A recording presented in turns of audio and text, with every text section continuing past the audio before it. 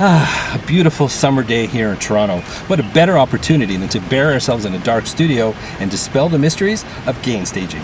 That's what I'm talking about today. I'm the Lonely Rocker. This is I Don't Have a Band, and welcome to my home studio.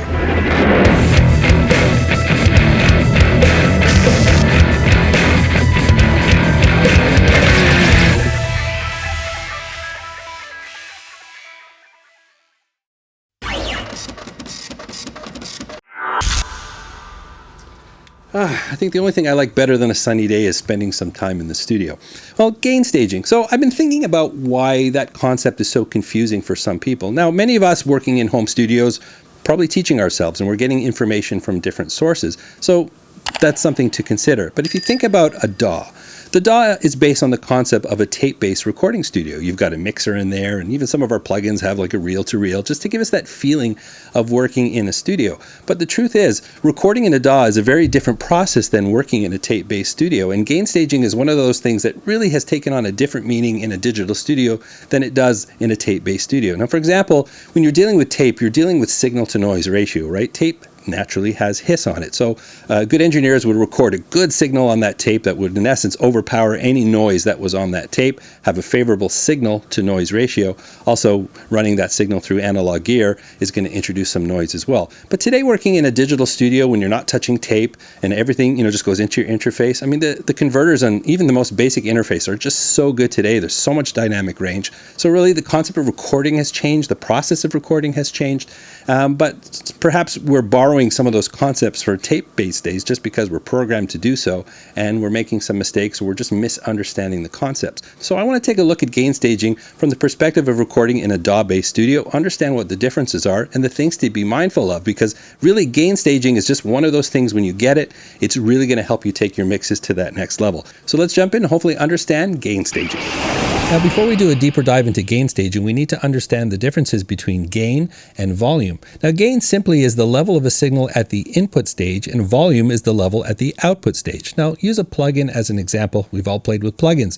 You've got the input and you've got the output. Tape saturation plugin, for example, a lot of the plugins are designed to really kick in when you really drive that input. And once you drive that input, you start getting a lot more level, and then you're using the output, the volume, to sort of bring it back down. Now, you need to drive the input to get the effect that you want, and you're going to use the output or that volume to bring it down. And that's really the difference between gain and volume. Gain happens at the input stage and volume happens at the output stage.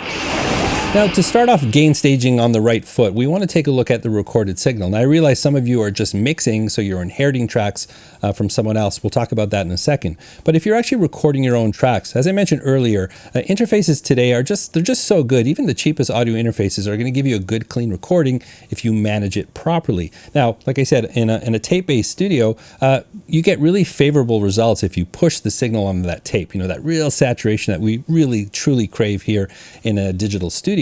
But we can't achieve it the same way. If we try and drive a signal through our audio interface, the only thing that's going to happen is we're going to clip. And once we clip, there's really nothing we can do with that signal. It's garbage. So we really need to manage the recording levels. We bring those tracks into our studio. Now, I've got a Focusrite Claret 4 Pre Thunderbolt as my interface. And at first, I was a little frustrated with it because it doesn't have a full meter on it. It's just this, what they call an indicator ring. So they say if it's green, you're good to go. And after using it for a while, I realized that's all I really need to know, because I do what I call recording something safely in the green. We've got lots of dynamic range with these devices. In fact, recording 24-bit, you generally have 144 decibels of dynamic range. Now, that's something else that confuses people, because we think, oh, we've got so much range, we can really push the signal. But dynamic range really is sort of that top to bottom range that we have of a really useful signal. Now, we're going to use common sense. We're not going to record something so quiet at the bottom, and we don't want to push it near the top. But that dynamic range means we have latitude up and down. So recording safely in the green, I'm talking minus 16, minus 14, maybe minus 12. That's a really safe place to have your recordings, because depending on what the instrument is, if there's a sudden increase in volume, you're not going to clip, but you're going to have enough signal there to work with. You're not going to bring up any noise. There's very little noise floor. Now, if you're using a microphone, you might start to bring up some ambient noise and things like that. So being right in the middle, that's going to give you a lot of latitude up and down to easily mix that track. We don't want to drive the interfaces too hard, because we're going to clip, and digital clipping is just not favorable. Any way you slice it, you want to avoid clipping at every stage of the way. So really, the first stage in gain staging in a digital-based studio is to watch those recording levels and just record it safely in the green. You don't need to be any higher than that. All right, the next step in gain staging is to taking a look at the files that we're bringing into our projects. Now, the big mistake that a lot of people make is they feel their mix is way too hot. What's the first thing they do is they grab that master fader and they bring it down. You do not want to do that. In fact, you don't even need a master fader in a mix. You keep that at 0 and you leave it there. I see no reason why you need to touch your master fader. Some people who master within their mix, maybe you're doing a fade out at the end. That's maybe a conversation for another video, but I don't master in my mix project. So really, I set my master at 0 and I leave it there. I never touch it throughout the mix because everything in your project is relative to the master fader. So you want to mix into your master. You don't want to use your master fader as a crutch to compensate for errors you're making inside your mix. So just lock that master, keep it at 0. The next thing, and I've seen some advice, is that if everything is too hot, in this example, I brought in all of these files for this project and just taking a look at it without touching anything, you can see how hot some of these tracks are just to begin. So the levels, they were recorded too hot, and the cumulative effect of all these tracks are already clipping my master bus, and I haven't even done anything. So that's not really a good place to start and start bringing down faders, even on your tracks. And I've seen people say, you know what, just bring down your faders, but you don't want to do that first. What you want to look at first is something called clip gain. Now, depending on what DAW you're in, the terminology may be slightly different. Here in Logic, it's just called gain. So I click on the segment that I want to adjust, and then there's a gain slider here, and then I bring it down. And remember what I said, safely in the green? Well, you want to do that for every one of your tracks. Now, this volume is really sort of the gain or the level of the file itself before it hits the fader. So that's pre-fader. And you want to set that level comfortably in the green, somewhere between -16 and -12. I've got a little dynamics there, it's fine, but you're sort of looking to hit that range. You want to do that for every one of your tracks. As I said, I started here without doing anything. I'm already clipping my master bus. So the first thing I'll do without touching any of the faders is go into your clip gain, figure out where that is in your DAW, and start adjusting them so they're all safely sitting in the green. And let's do that here, and you're going to see what the difference is.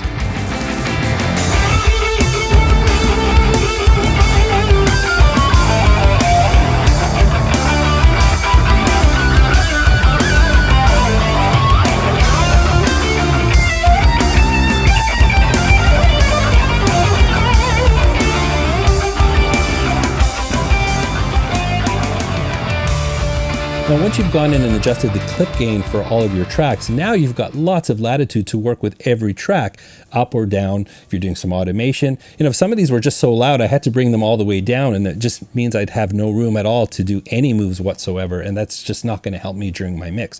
So comfortably getting everything in the green, right away, you've got a good level going to your master bus, and now you can mix everything relative to that. You're not fighting or competing with something that's already clipping right from the beginning. It's a nice, comfortable place to start, and you'll see right from there, you're going to start seeing some improved results in your mixes. All right, the next step in gain staging is managing that signal through all of your plugins. You've established that at the beginning. You've got a good recording level.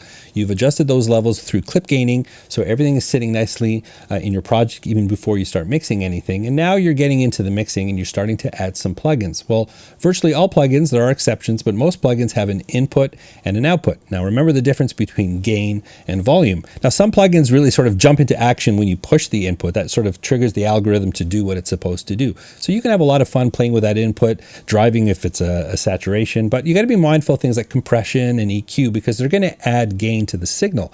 I get into a lot of trouble sometimes if I'm demoing a compressor or something and people perceive it to be louder because the perception of loudness is going to change what your ear hears in that signal. So if you really want to hear what something is doing, you want to find that sort of unity point, that the signal coming into the plugin is pretty much equal to the sound going out, and the differences are what you're actually doing, the processing that you're doing to that particular track. So you want to take a look at if it is the input that you have to drive to create the plugin to make it do something, but then you got to compensate by bringing the output of that plugin down and keep that level consistent. Remember, gain staging is just watching that level all the way through, input to output, that relationship from input to output. It's going to apply at every step along the way. If you've got 6, 7, 8, 10 plugins on one track, you have to be mindful of the levels coming in and going out of every plugin. That's your gain staging in action right there.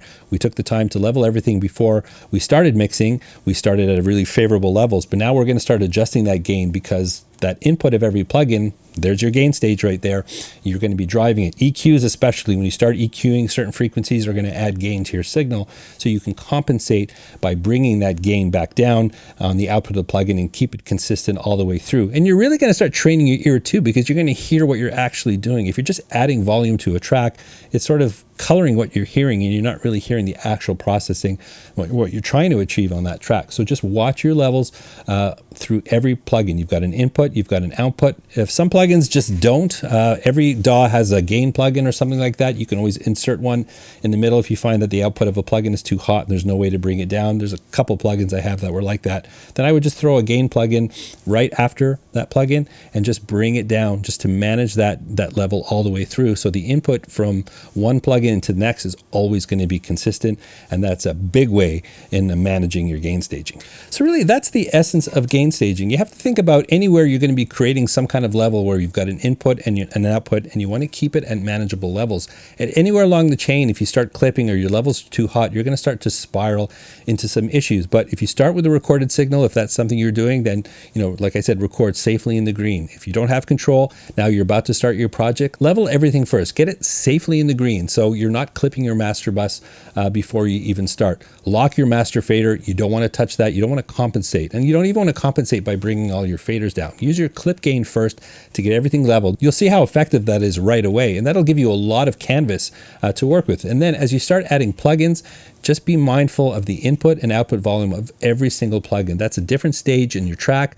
The gain staging, watch it as you go through. Plugins are big culprits in adding too much gain or volume to a track. If you start jacking up the outputs of your plugins and running hot into the next plugin, you're going to get into a problem. But just practice that as you work through your projects. Just manage those gain levels all the way through, every step of the way. That's why it's called gain staging. It really doesn't have to be complicated, and then you're going to see what a huge difference that's going to make for your mixes. Well, there you have my contribution to the gain staging discussion. Is there something I missed, something you don't understand, perhaps something you want to contribute to this discussion? That's what it's all about. Always love hearing from you. That's what the comment section is for. Well, it's time to get outside and enjoy some sunshine. But if you're new to the channel, I hope I've earned a subscribe. I've got a ton of content on this channel, a lot of it revolving around my home studio, geared to the home studio enthusiast and the home recording musician, with videos to hopefully help make your home studio life better. So perhaps you can just click that subscribe button and come along for the ride. If you really want to support this channel, I am on Patreon. Links to everything I've discussed and some things I haven't are in the description below. And above all else, I hope to see you again in another video.